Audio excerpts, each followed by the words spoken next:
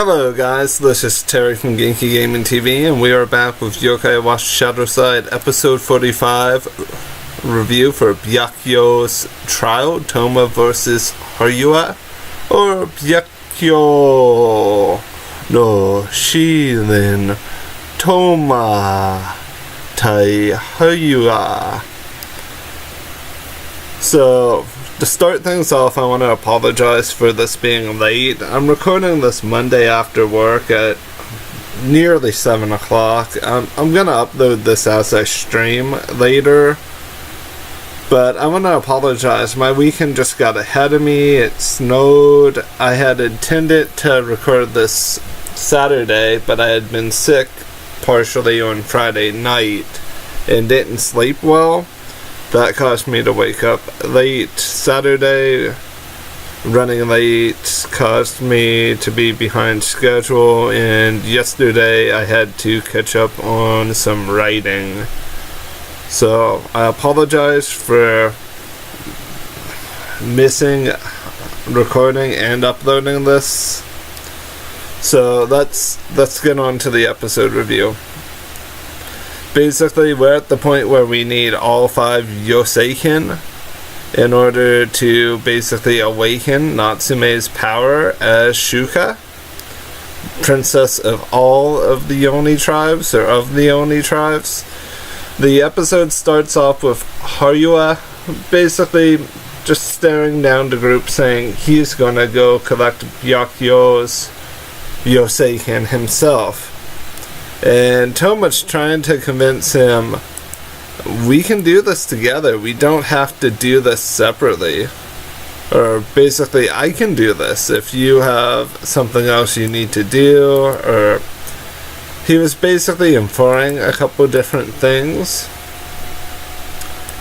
Basically trying to persuade him a little bit against what was going on.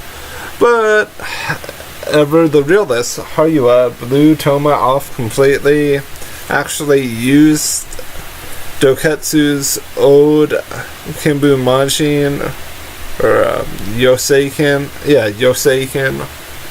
to get through the imaginary barrier that basically blocks the way for everyone else. We get a little bit of a discussion of the situation at hand.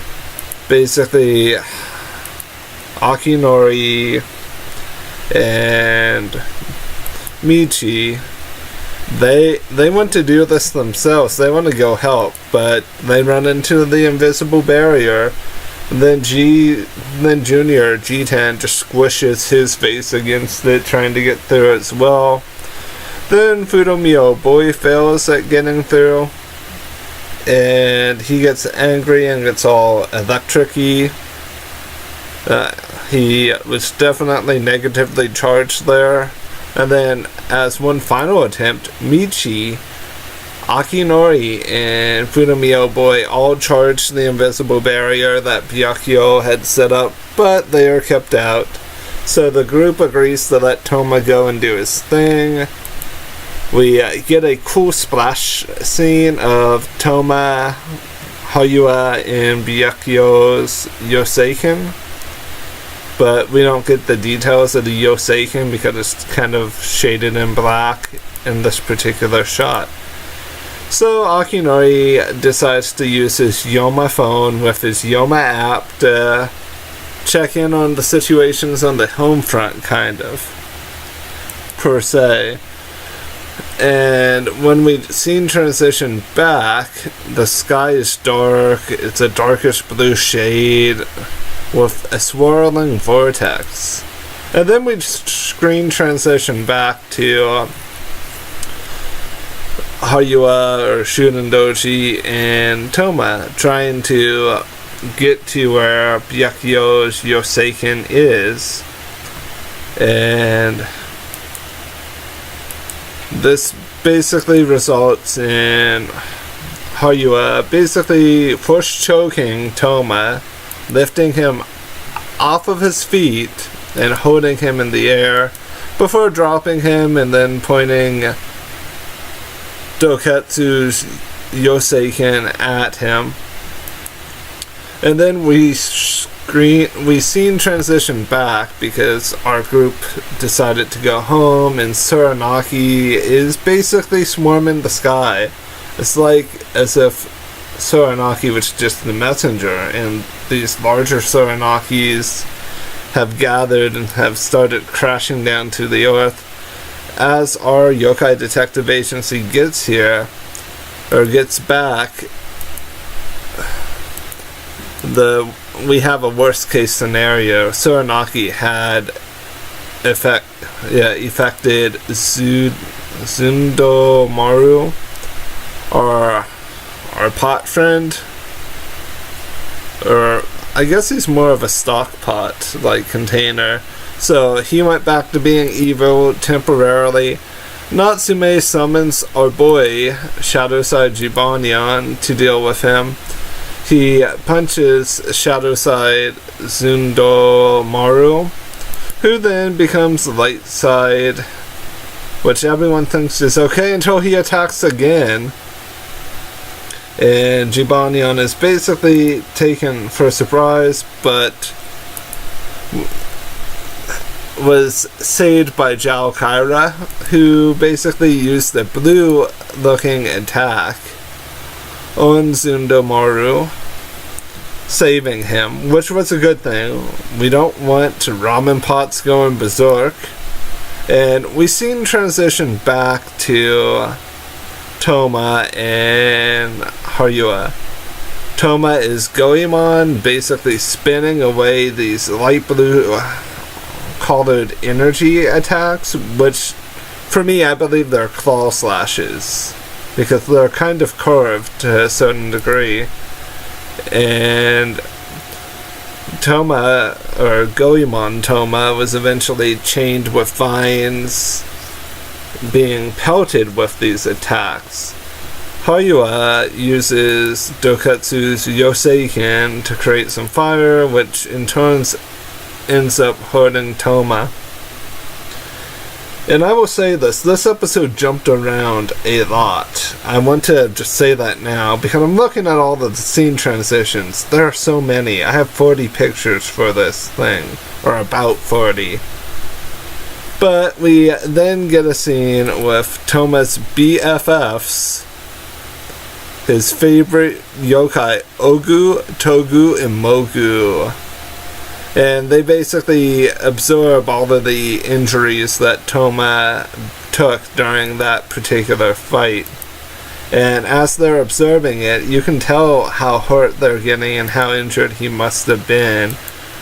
And this is one of few scenes where I have to say they got Toma's emotion down right. He hugged them and held them in his arms as if he cared, which is really good because Toma's mellow emotional status was rather strange throughout the series. I'm happy he's had another semi-emotional moment here. So Haruya gets to Byakuyo's Yoseiken before Toma, and they basically have some words, and as Haruya goes for the Yoseiken, Byakuyo appears, and Byakuyo challenges Haruya, who is now Shuden Doji. He basically dashed in and out of the bamboo forest in order to best Shuden Doji. But Haruya ended up getting a wee bit of help here. Basically, we had a best of both worlds situation of Toma using more than one yokai, or one form, because he had used Goemon earlier, but he then decided to use Benkei to stop the attacks of Byakuyo and the Byakuyo clone, and he then decided to transition to Suzaku, thinking the dual-bladed techniques would help, but in turn they didn't, and we seen transition back to our boy Yokai, who is battling a swarm of Suranaki in the skies above. He used the massive light attack, and we then see a Saranaki behind him, which he is unable to get, and it basically takes a hold of him. But that doesn't matter because we are seen transitioning back to the epic fight with Byakuya. And Toma then used someone I figured Toma wouldn't use for a while, Genbu. I figured Genbu would be one of his last resort uses because Toma tends to be rather lax with how he uses people. So the fact that Toma actually cared enough to do it proves that Toma has changed.